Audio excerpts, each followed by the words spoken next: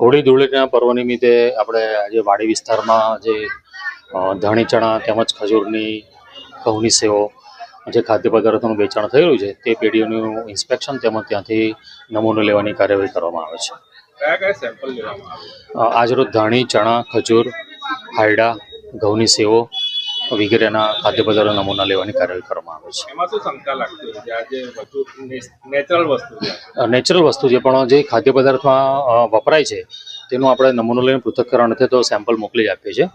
કેટલીક વાર જે ખારા ચણા હળદરવાળા ચણા હોય છે તેમાં આપણે કેટલીક વાર અમને કલર જોવા મળેલ છે.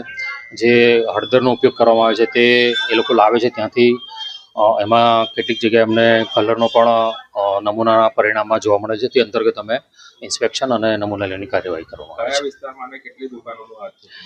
આજરોજ વાડી વિસ્તારમાં લગભગ આ 5મી દુકાનનું આપણે ઇન્સ્પેક્શન કરી અને નમૂનાની કાર્યવાહી કરવામાં આવે છે. મોટા ભાગે આજે નાગરિકો ખરીદી કરતા હોય છે, તો પાલિકા આજે જ કેમ જાગી? પાલિકા આજે નથી જાગી. છેલ્લા એક વીકથી અમારી આ ડ્રાઈવ ચાલુ છે અને તમામ એફએસઓએ તેમના જુદા જુદા એરિયા તેમને જે સોંપવામાં આવેલ એરિયામાં આ રીતે હોળી અને ધૂળેટી નિમિત્તે જે ખાદ્ય પદાર્થોનું વેચાણ છે તેનો નમૂના લઈ પૃથ્થકરણ થઈ કાર્યવાહી માટે મોકલી આપેલ છે.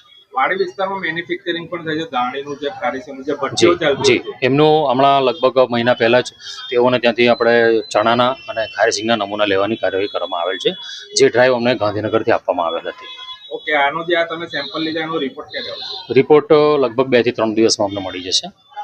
અને જે ઇન્સ્પેક્શન દરમિયાન અમને એવું લાગે છે કે ખરેખર અખાદ્ય જણાય છે, ખાવાલાયક નથી, તેનો અમે સ્થળ પર જ નાશ કરી અને તેમને તાત્કાલિક ધોરણે જાણ પણ કરીએ છીએ. કોઈ નાશ કર્યો છે? હજુ સુધી એવું કંઈક અમને હાથમાં જોવા મળેલ નથી.